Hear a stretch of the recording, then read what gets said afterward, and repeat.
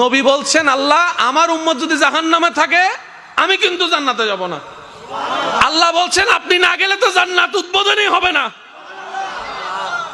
এবারে মামলা কি দাঁড়ালো? আল্লাহ পাক বলে যে আমি তাহকামুল হাকিমিন নিজেকে বলেছি, বিচার না করলেও তো জিনিসটা সুন্দর হয় না। ও নবী একটা কাজ করেন, ওয়ালা সৌফা ইউতিকা রাব্বুকা ফাতারদাত, আমি কাউকে বলি নাই, আপনাকে না বলেছি। ওয়া আরসালনাকা ইল্লা রাহমাতাল লিল আলামিন, কারো সম্পর্কে নাজিল করি নাই, আপনাকে দিয়েছি। ওয়ালাল আখিরাতু খায়রুল লাকা মিনাল উলা, কাউকে বলি নাই, আপনাকে বলেছি। আর আমি আল্লাহ ভালো করে জানি আপনি হচ্ছেন উম্মতের দরদি নবী। আপনি নিজের জন্য কাঁদেন নাই, সন্তানের জন্য কাঁদেন নাই, পরিবারের জন্য কাঁদেন নাই, নাতির জন্য কাঁদেন নাই, যত কেঁদেছেন জীবনে সবকিছু উম্মতের জন্য। এমনকি হাসরের ময়দানে যখন সর্বপ্রথম আমাদের নবীকে আল্লাহর হুকুমে তোলা হবে, আমাদের নবী উঠেই জিব্রাইল আলাইহিস সালামকে প্রথম প্রশ্ন করবে, ও আমার ভাই জিব্রাইল, আমার উম্মতগুলা কোথায়? আইনা উম্মতি, আইনা উম্মতি, আমার উম্মত কোথায়, আমার উম্মত কোথায়, আমার উম্মত কোথায়? আমি উঠার আগেই নাকি আমার উম্মতকে জাহান্নামে দিয়ে দিয়েছো নাকি? কোনো আমার উম্মত কোনো জাহান্নামে চলে গেছে নাকি? জিব্রাইল বলবে, ইয়া রাসূলুল্লাহ, প্রথমেই আপনাকে তোলা হয়েছে, এখনো আর কাউকে তোলা হয় নাই, প্রথমেই আপনি উঠেছেন। আমার নবী বলবে, আমার উম্মতগুলা কোথায়? জিব্রাইল বলবে, ইয়া রাসূলুল্লাহ, এখনো তারা উঠে নাই, উঠবে একটু পরে। নবী দৌড়াই চলে যাবে আল্লাহর রহমতের দরবারের দিকে। সিজদায় যে পড়বে একটাই কথা থাকবে, রব্বি হাবলি উম্মতি, রব্বি হাবলি উম্মতি।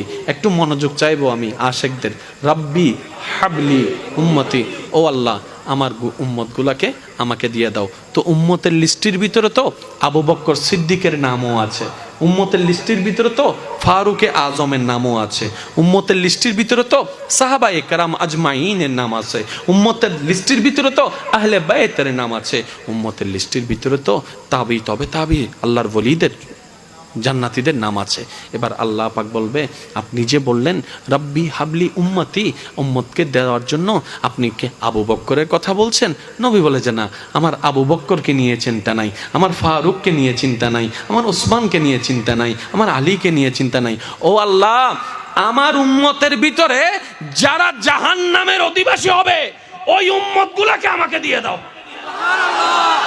আল্লাহ বিচারক হয়ে বিচারও করবেন, জাহান্নামীকে জাহান্নামে দিয়ে দিবেন। আহকামুল হাকিমের দায়িত্ব শেষ।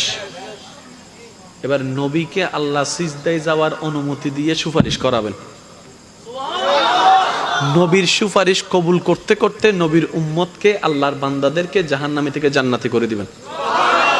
জগৎ জিজ্ঞেস করবে, মওলা জাহান্নামী আবার জান্নাতি হয় কেমনে?